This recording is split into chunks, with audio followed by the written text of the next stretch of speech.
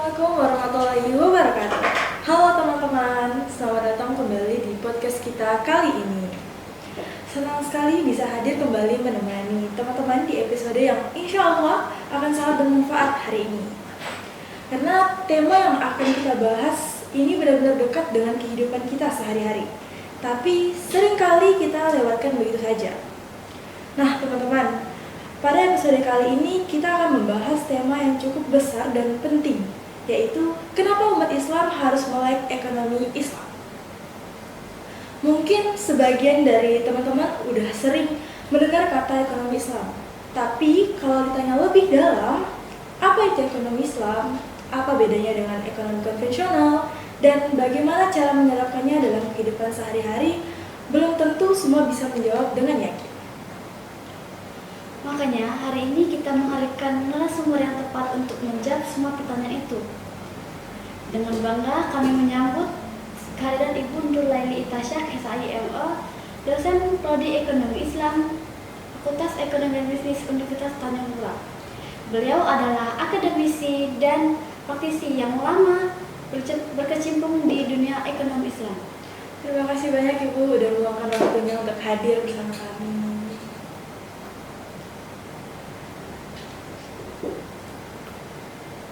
Kira-kira hari ini gimana Bu? Apa kabarnya hari ini? Alhamdulillah baik. Senang sekali bertemu dengan anak Hima Ekis karena kita akan membahas tentang sesuatu yang sebenarnya dekat dengan diri kita ya. Karena ini kita temanya adalah bagaimana penerapan ekonomi Islam dalam kehidupan kita sehari-hari. Jadi kita akan tahu nih apa sebenarnya ekonomi Islam itu dan bagaimana cara kita menerapkan di zaman sekarang ini. Otomatis seperti yang kita ketahui bahwa kami sebagai akademisi itu tidak bisa menerapkan apa yang cuma sebagai teori kalau kita tidak menjalin hubungan dengan sosialisasi seperti kayak di podcast ini. Oke. Karena kalau kita perhatikan ya Bu, istilah ekonomi Islam ini kan ya, semakin sering lah kita dengar mulai dari kayak iklan-iklan bank, terus kayak aplikasi investasi, dan banyak tuh yang ngerasa udah paham, padahal sebelumnya tuh belum benar-benar ngerti lah apa itu ekonomi Islam. Nah, sebenarnya apa sih definisi ekonomi Islam yang tepat dan apa yang paling membedakannya secara mendasar dari ekonomi konvensional? Oke, ekonomi syariah. Kita itu sering mendengar ada istilah ekonomi syariah, ada ekonomi Islam. Nah, sebenarnya apa keduanya? Itu secara esensi itu sama, ekonomi Islam dengan ekonomi syariah. Apa? Ekonomi Islam atau ekonomi syariah itu adalah satu ilmu atau hal-hal yang berkaitan dengan aktivitas ekonomi, otomatis dengan berkaitan dengan aspek kekayaan ya, tetapi dia berdasarkan prinsip atau pedoman yang ada di dalam ajaran Islam. Nah, seperti itu. Ada di Al-Qur'an, hadis, ijma atau qiyas ya.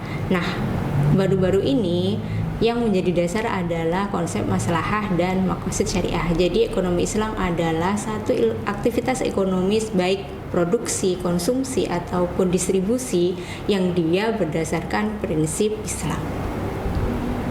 Mudahnya seperti itu. Nah, kalau kita bicara apa perbedaannya dengan ekonomi konvensional, ini sangat berbeda sekali dari segi fundamental. Contoh tujuannya ya.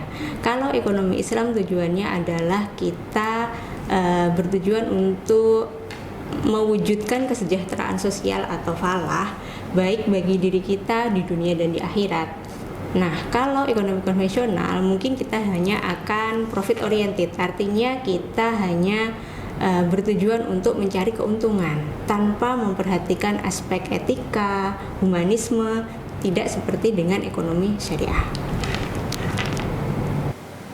Oke, tadi kan kita sudah bicara soal perbedaan Bu. Nah, kalau dipikir-pikir sistem ekonomi di dunia ini ada banyak sekali, ada kapitalisme, sosialisme dan lain-lainnya. Nah, Ibu ada nggak sih nilai-nilai atau prinsip utama apa saja yang menjadi fondasi ekonomi Islam sehingga ia berbeda dari ekonomi lainnya? Ada banyak hal yang saya contohkan, misal adalah prinsip keadilan. Jadi kita menekankan keadilan antara kedua belah pihak dalam bertransaksi. Kemudian kita memandang konsep harta. Kalau harta menurut kita dia adalah satu titipan atau sesuatu hal yang perlu kita kelola agar kita bisa mencapai falah tadi. Nah, kemudian kalau di ekonomi konvensional kita mengenal ada instrumen bunga. Nah, kalau di ekonomi Islam itu kita tidak memakai bunga sebagai salah satu instrumen keuangan. Kita akan memakai sistem yang berbasis bagi hasil, karena itu tadi, bagi hasil ini mencerminkan keadilan bagi kedua belah pihak yang melakukan transaksi perdagangan. Seperti itu. Bu, kalau kita lihat di Indonesia nih kan kita adalah mayoritas, tapi secara ekonomi belum tentu kita yang paling berdaya. Ya, dan terkadang tuh Indonesia tuh banyak dari kita tuh yang setiap hari bertransaksi kan Bu, tapi kita tuh nggak tahu gitu apakah transaksi yang sudah kita jalan ini sesuai dengan syariat Islam atau enggak gitu. Nah, kira-kira menurut Ibu kenapa sih literasi ekonomi Islam ini menjadi begitu penting lah bagi umat Islam khususnya di era sekarang saat ini? Oke, literasi atau pemahaman tentang ekonomi syariah atau ekonomi Islam itu bertujuan untuk memberikan pemahaman fundamental sistem keuangan berdasarkan prinsip Islam. Nah, kalau kita tahu nih, prinsip keuangan Islam kita itu adalah transparansi. Jadi segala sesuatu hal itu tidak boleh ada miskom antara kedua belah pihak. Jadi kedua belah pihak ini akan mendapatkan porsi yang sama dalam mendapatkan pemahaman tentang ekonomi Islam atau transaksi yang dia lakukan. Jadi dia akan terhindar dari kerugian. Jadi kenapa kita perlu literasi keuangan syariah? Ya agar kita itu nanti mencapai ketenangan finansial lah, sehingga aspek ekonomi syariah bisa diterapkan dalam keuangan kita, dalam kehidupan sehari-hari, sehingga nanti kita itu punya kebebasan finansial yang berdasarkan prinsip Islam.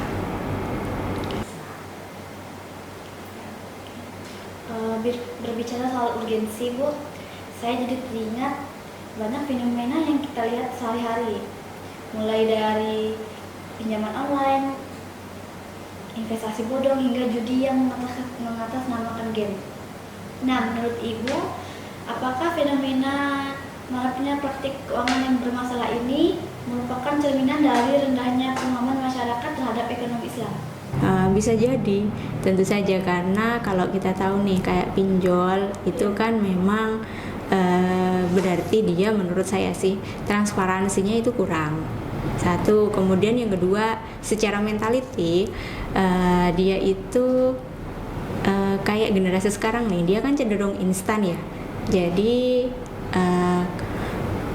fenomena pinjol, kartu kredit yang mendapatkan sesuatu secara mudah ini menjadi salah satu kebiasaan, dan ini sebenarnya bisa diantisipasi dengan literasi keuangan atau pemahaman mengenai ekonomi syariah, di mana kita itu mungkin kita pakai konsep abdulmanan misal. Nah, kita itu kan kalau dalam konsumsi kita itu tidak boleh berlebihan. Nah, seperti itu. Jadi sebenarnya pinjol, kartu kredit ini memang kalau kita menggunakannya ini tidak bijak, ini mencerminkan literasi keuangan kita atau sosialisasi dari para praktisi ini mungkin kurang mengena sampai ke generasi sekarang. Kalau kita lihat sekarang ya kan, mungkin banyak dari masyarakat ini udah berusaha lah kayak menjalankan syariat Islam. Mungkin kalau wajibnya kan kayak ibadah gitu kan, kemudian mungkin sholat, puasa, zakat tuh udah mereka jalankan lah gitu. Tapi kan di sisi muamalah atau ekonomi ini masih banyak yang belum sadar gitu, bahwa di situ juga ada aturan tersendiri gitu. Nah, dalam kehidupan sehari-hari nih Bu, di titik mana sih seseorang ini paling sering tanpa sadar terlibat dalam transaksi yang tidak sesuai Islam menurut Ibu? Oke, itu tadi yang pertama menurut saya adalah yang perlu di-highlight adalah Gen Z sekarang kan memang generasi rebahan nih. Nah, dia akan cenderung suka hal-hal yang instan, suka hal-hal yang langsung cepat gitu. Nah, otomatis ini tadi akan berhubungan dengan penerapan ekonomi syariah. Nah, seperti itu. Terus kan saat ini banyak kartu kredit kayak terus layanan pay later gitu kan Bu. Hampir semua orang tuh pernah menggunakannya lah gitu kan Bu. Nah, gimana sih pandangan ekonomi Islam ini terhadap penggunaan kartu kredit dan layanan pay later yang saat ini populer di masyarakat? Nah, Shopee Pay, Pay Later dan letter-letter yang Iya, lain. iya. Nah, itu tuh sebenarnya kan satu dari yang perlu kita tahu bahwa kita kan tidak mengenal adanya tambahan nih ya Iya. kalau di ekonomi Islam. Nah, di Pay Later itu atau di kartu kredit itu kan ada tambahan biaya nih. Nah, itulah yang kalau kita istilahnya kita asumsikan itu adalah riba. Kenapa? Karena dia bertambah secara sendiri. Nah, itu kalau kita lihat dari kacamata ekonomi syariah, otomatis pay later itu belum mencerminkan sistem keuangan syariah. Jadi kayak ada unsur ribanya di dalam. Selain tambahan yang ditetapkan, kan misalkan kita pinjam nih, Ya. nanti kamu beli sesuatu, kemudian setelah itu kita membayarnya di kemudian hari dengan beberapa kali cicilan. Nah, misalkan, nah itu kan nanti jatuhnya, misal kamu beli barangnya 100.000, tapi kan kamu nanti bayarnya di total itu kan lebih dari 100.000. Nah, Iya. tambahan itulah yang kita indikasikan sebagai riba. Kemudian yang kedua, nanti biasanya di situ ada denda keterlambatan. Nah, itu akan menambah jumlah pokok pinjamannya juga kan. Nah, di situ memang ada indikasi-indikasi yang kita tarik kalau kita secara teoritis ini akan mengerucut ke riba.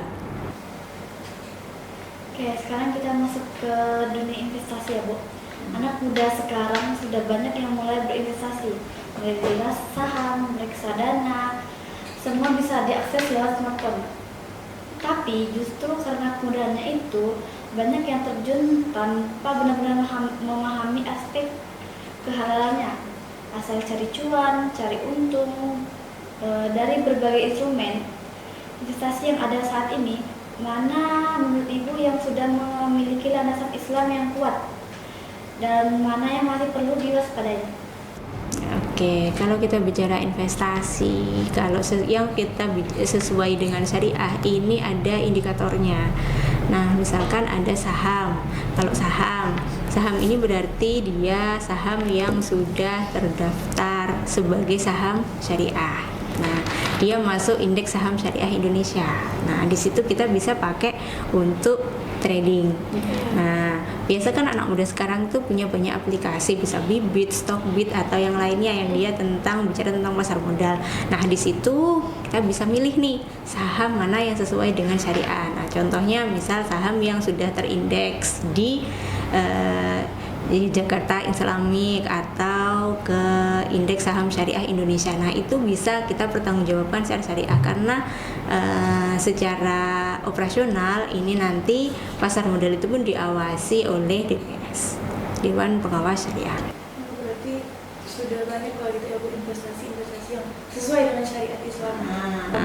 Salah satu indikatornya juga kalau kamu mau di saham syariah, kita lihat dulu perusahaan yang mengeluarkan. Nah, perusahaan ini bergerak di bidang apa, bagaimana track recordnya, itu kalian bisa lihat. Terutama juga nanti saham syariah ini kan pasti berdasarkan ada akad Islamnya. Nah, itu tuh yang perlu kita tahu, dia berdasarkan akad apa, sebagaimana teori yang sudah kita pelajari di jurusan ekonomi Islam. Selain perbankan dan investasi gitu, kayak ada mungkin satu instrumen ekonomi Islam tuh yang sangat khas lah dan sebenarnya tuh sangat besar potensialnya, yaitu zakat dan wakaf gitu Bu. Nah, potensi zakat di Indonesia ini kan dibilang bisa mencapai ratusan triliun rupiah per tahun gitu, tapi yang terinput tuh masih jauh dari angka itu. Nah, mengapa sih potensi zakat dan wakaf ini yang begitu besar gitu Bu, belum bisa dioptimalkan lah secara maksimal di Indonesia?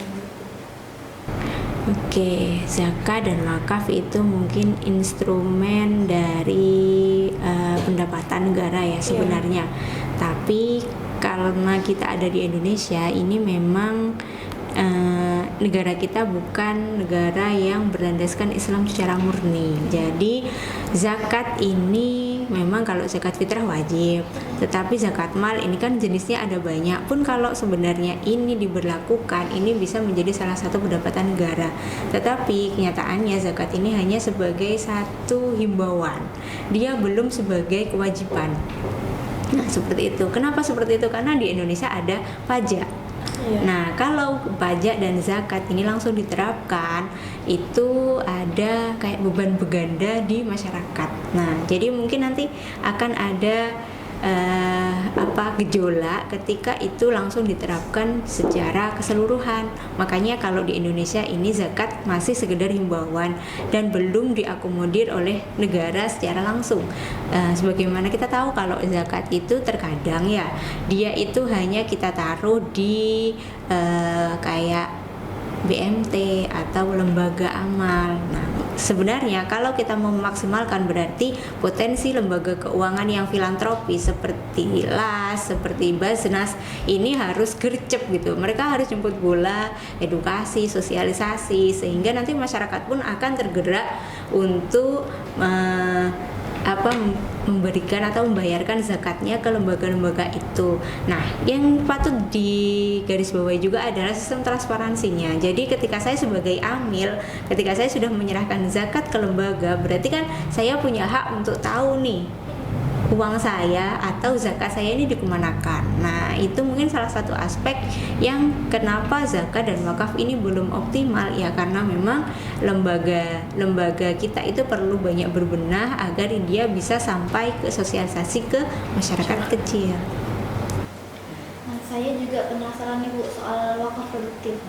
Dulu kita mengenal wakaf hanya sebatas masjid atau makam, tapi sekarang sudah ada banyak wakaf, termasuk wakaf uang, wakaf saham, bahkan wakaf melalui platform digital. Kira-kira itu gimana sih Bu perkembangan wakaf produktif saat ini gitu, dan seberapa besar sih perannya dalam memperdayakan ekonomi umat Indonesia? Oke.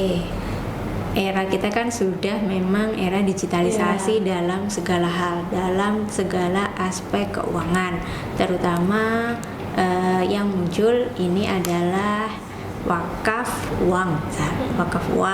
Kalau dulu kita mengenal hanya wakaf itu adalah sesuatu yang bersifat fisik dan itu bisa dimanfaatkan. Nah, sekarang ini ada uang yang sifatnya ini lebih fleksibel. Kita bisa langsung pakai aplikasi, kemudian nanti donasi kita bisa langsung masuk. Kadang ada yang pakai kris tapi dia yang amal. Nah, seperti itu. Nah, jadi sebenarnya kita tuh peluang ekonomi digital, apalagi digitalisasi dalam aspek keuangan Islam itu sangat besar, sehingga kita harus memanfaatkan potensi ini sebenarnya. Jadi harus banyak lembaga keuangan ataupun pihak-pihak yang dia ini ingin funding atau pengumpulan dana, dia bisa memanfaatkan instrumen-instrumen seperti itu sebagai wujud digitalisasi. Soalnya sekarang kan kita udah tahu nih, semua orang itu HP itu bagaikan kebutuhan pokok. Nah, jadi di situ dimanfaatkan baik sebagai instrumen pengumpulan uang ataupun digitalisasi seperti kris tadi atau wakaf uang. Nah, kalau di suku itu misalkan kita juga mengenal kas wakaf link suku. Jadi ada satu pendanaan dari pemerintah yang itu dimanfaatkan untuk kepentingan sosial. Nah, itu jadi sebenarnya wakaf ini nantinya potensi untuk berkembang ini sangat besar bagi pemberdayaan ekonomi umat. Kalau kita bicara soal target buat kayak yang diajak melek untuk ekonomi Islam tuh pasti generasi muda, kayak targetnya apa ya, yang harus disadarkan lah tentang ekonomi Islam ini gitu. Karena kan generasi muda itu istilahnya masa depan gitu, masa depannya ekonomi umat gitu. Nah, menurut Ibu apa sih tantangan terbesar yang dihadapi generasi muda Muslim saat ini dalam menerapkan prinsip ekonomi Islam di tengah tekanan gaya hidup yang modern? Oke, itu tadi sebenarnya kita akan merujuk ke literasi dulu ya. Jadi kita itu harus apalagi teman-teman yang ada di perguruan tinggi ekonomi Islam ya, dia itu harus punya satu visi untuk mensosialisasikan ekonomi Islam bagi generasi muda. Nah, generasi muda sekarang ini kan memang seperti tadi, bawaannya ini kan instan. Iya. Jadi tantangannya adalah dia itu harus paham nih konsep ekonomi Islam secara lebih detail sehingga nanti dia bisa menerapkan dalam kehidupan sehari-hari. Jadi kayak contohnya misalnya tadi misal mereka kan suka belanja online. Nah, konsumen kan. Nah, kalau misalkan dia itu belanja online, dia itu harus dibekali satu teori Islam tentang etika konsumsi. Nah, jadi misalnya etika konsumsi kita itu memang menerapkan kalau mau sesuatu itu harus sesuai kebutuhan ya. Jadi tidak langsung serta-merta kita misal ada endorse atau sesuatu hal yang sebenarnya kita itu tak butuh, tetapi karena ada tren itu kita itu beli. Nah, hal-hal seperti FOMO itu sebenarnya itu bisa kita indikasikan sebagai tantangan generasi muda sekarang bagaimana menciptakan literasi ekonomi Islam, dan itu dia bisa menyebarkan sedikit ke lingkup sekitarnya. Nah, itu nanti akan sedikit meredakan tantangannya kenapa ya tadi, karena sifat atau lingkungan sekarang ini sudah berbeda dengan beberapa tahun lalu, sehingga digitalisasi kemudian mental yang serba cepat tadi kita harus imbangi. Seperti itu. Kalau kita bicara soal generasi muda dulu, terus kan kayak dunia wirausaha dan entrepreneurship itu juga semakin diminati gitu. Banyak anak muda nih mereka pengen punya usaha sendiri gitu Bu. Gimana sih menurut Ibu harusnya seorang wirausaha muslim ini membangun dan menjalankan usahanya agar sesuai dengan prinsip ekonomi Islam? Wirausahawan muslim. Nah, wirausahawan muslim itu berarti kan dia menjalankan usaha berdasarkan prinsip Islam ya. Otomatis itu akan berbasis etika bisnis. Jadi dia harus menerapkan etika-etika yang sudah dia tahu nih tentang prinsip Islam dalam kegiatan bisnis. Nah, contohnya apa? Contoh misalkan ketika saya memproduksi sesuatu, itu berarti halal dan thayyib.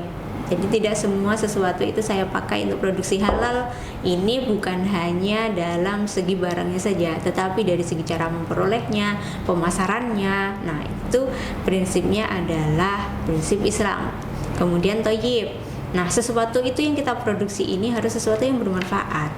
Belum tentu misal saya suka sesuatu itu, tapi ketika sesuatu itu tidak bermanfaat bagi tubuh saya, bagi badan saya, berarti itu bukan thayyib buat saya. Contoh misalkan saya ini punya penyakit mah, tapi saya minum kopi. Itu kopi kan bukan sesuatu hal yang haram. Iya. Nah, tetapi lebih baik saya tidak. Kenapa? Karena itu tidak thayyib atau tidak bermanfaat dan cenderung ada bahaya bagi diri saya. Nah, itu jadi sebenarnya sebagai seorang wirausahawan kita itu akan tahu potensi ekonomi Islam berdasarkan sistem-sistem atau aktivitas-aktivitas ekonomi yang berbasis Islam. Nah, misalkan nanti saya mau pinjam uang, pinjam modal. Nah, berarti saya itu harus pakai instrumen-instrumen yang berbasis Islam. Kalau saya butuh modal, saya akan pinjam yang pakai akad syariah. Nah, itu jadi seorang wirausahawan muslim itu berarti adalah seorang entrepreneur yang dia menerapkan etika bisnis dan humanisme juga. Contohnya misal kalau saya punya pegawai ini, saya itu harus punya SOP bagi pegawai saya. Ketika dia mendapatkan satu hal yang bermanfaat atau dia melakukan sesuatu, berarti saya harus kasih reward. Nah, itu berarti. Nah, kemudian kalau dia melakukan sesuatu, berarti ya saya harus ada punishment atau mungkin teguran dulu. Tetapi saya tidak akan pernah menunda pembayaran gaji misalnya, seperti itu. Dan gaji itu harus sesuai dengan upah minimum regional. Jadi tidak ada pihak yang terdolimi. Nah, seperti itu. Jadi banyak aspek yang perlu diperhatikan. Sejauh ini kita banyak bicara soal individu dan masyarakat. Tapi tentu ada peran besar dari lembaga, baik pemerintah ataupun pendidikan. Sejauh mana menurut Ibu lembaga pendidikan termasuk perguruan tinggi dalam generasi yang melek dan siap menerapkan ekonomi Islam? Oke. Kalau kita bicara peran pendidikan tinggi, otomatis satu, dia itu sebagai satu wadah untuk edukasi. Nah, edukasi ini siapa? Perannya adalah mahasiswa yang sudah punya teori tentang basic ekonomi Islam. Nah, dia punya kewajiban juga untuk menyebarkan ke kolega ataupun ke keluarganya. Jadilah duta. Yang pertama itu sebagai peran perguruan tinggi, dia membekali anak-anak atau mahasiswanya dengan teori-teori ekonomi Islam. Yang kedua, perguruan tinggi ini harus juga sebagai tempat penelitian tentang ekonomi Islam, tentang hal-hal yang berhubungan dengan ekonomi dan keuangan syariah. Jadi selain mahasiswa sebagai tempat ini edukasi, juga dosen dan mahasiswa pun harus meneliti tentang hal-hal yang berkaitan dengan literasi dan keuangan syariah. Kemudian penelitian itu, misalkan kita nanti butuh penelitian tentang penerapan satu etika bisnis. Nah, bagaimana setelah kita lihat, setelah kita telaah, dan kemudian solusinya seperti apa ketika terjadi ketidaksesuaian syariah. Kemudian sebagai selain tempat peneliti, kemudian kalau di perguruan tinggi itu kita juga ada pengabdian ya. Jadi sebenarnya tugas dari Civitas Akademika itu adalah berbaur dengan masyarakat, kemudian menerapkan apa yang dia peroleh di perguruan tinggi di masyarakat secara luas. Jadi baik mahasiswa maupun dosen itu punya peran yang signifikan dalam penerapan ekonomi syariah. Perannya besar lah itu untuk masyarakat. Nah, kalau kita bicara soal tantangan yang lebih luas lagi nih Bu, kan sistem ekonomi global yang saat ini kita hadapi itu masih didominasi oleh ekonomi konvensional, apalagi yang berbasis bunga gitu Bu. Nah, menurut Ibu apa sih tantangan terbesar pengembangan ekonomi Islam di Indonesia saat ini, dan langkah strategis apa yang perlu dilakukan untuk mengatasinya? Tantangan ekonomi, penerapan ekonomi syariah ini berhubungan dengan banyak hal atau banyak aspek. Salah satu aspek yang bisa kita lihat adalah dari segi regulasi. Dari segi regulasi, kemudian dari segi literasi, dan jadi ada banyak peran berbagai pihak untuk melihat bagaimana ekonomi syariah ini harus bisa berkembang secara maksimal. Tetapi sebenarnya di Indonesia ini kalau kita bilang ini sudah menuju ke arah yang positif. Misal contoh sekarang, kalau dulu lembaga keuangan syariah di Indonesia ini banknya ini kan hasil merger dari bank umum. Nah, sekarang ini kita sudah punya 2 lembaga keuangan syariah, terutama bank umum syariah yang dia seharusnya kita harapkan punya peran besar dalam menerapkan atau menjadi wadah orang-orang yang mau menggunakan transaksi berbasis Islam. Nah, ada Bank Syariah Indonesia ataupun Bank Syariah Nasional. Nah, peran dari kedua lembaga ini tentu akan menjadi hal yang menjawab tantangan perkembangan ekonomi Islam. Jadi ekonomi Islam ini akan ada wadah untuk kita bisa punya instrumen-instrumen sesuai syariah yang terpercaya. Nah, jadi tantangannya apa? Tantangannya adalah sosialisasikan ini ke orang-orang yang memang pegiat ekonomi syariah, sehingga nanti setelah turun ke satu orang, sosialisasi ini bisa sampai menyeluruh gitu. Jadi semua orang ini akan merasakan bahwa oh ternyata ekonomi syariah ini adalah satu sistem ekonomi yang adil, yang berbasis keuntungan. Jadi apalagi sekarang ini kita punya produk dan jasa yang dia harus berbasis maqasid syariah. Jadi semua pihak merasakan keuntungannya, dampak positifnya itu terasa. Jadi karena ini satu potensi yang besar, maka tantangannya adalah bagaimana kita bisa mengimplementasikan, kemudian kita bisa mensosialisasikan itu ke khalayak luas. Berarti perlu adanya kayak sosialisasinya perlu ditingkatkan gitu. Betul. Sosialisasinya perlu ditingkatkan dan kemudian outcome-nya itu harus kelihatan nih.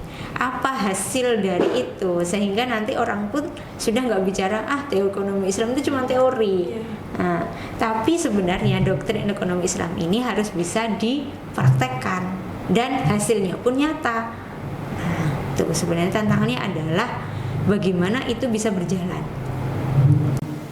Karena banyak biasanya kayak UMKM atau wirausaha lainnya tuh kayak butuh dana tapi maunya yang instan gitu kan, jadi tanpa mikir panjang langsung pilih ke konvensional gitu. Padahal biasanya tuh kan bunganya lebih besar atau ada bunga gitu kan ya Bu. Ya, jadi itulah kita itu harus bisa menjadi duta dan kemudian bisa mensosialisasikan apa sebenarnya ekonomi Islam itu tanpa kita harus menggurui, karena orang itu kan juga rasional kan ya. Kalau misalkan kita mau pinjam modal ke tempat yang dia itu nanti bunganya lebih tinggi atau kita nggak mengenal instrumen, kalau orang awam itu dia tidak akan membedakan apa itu bagi hasil, apa itu bunga.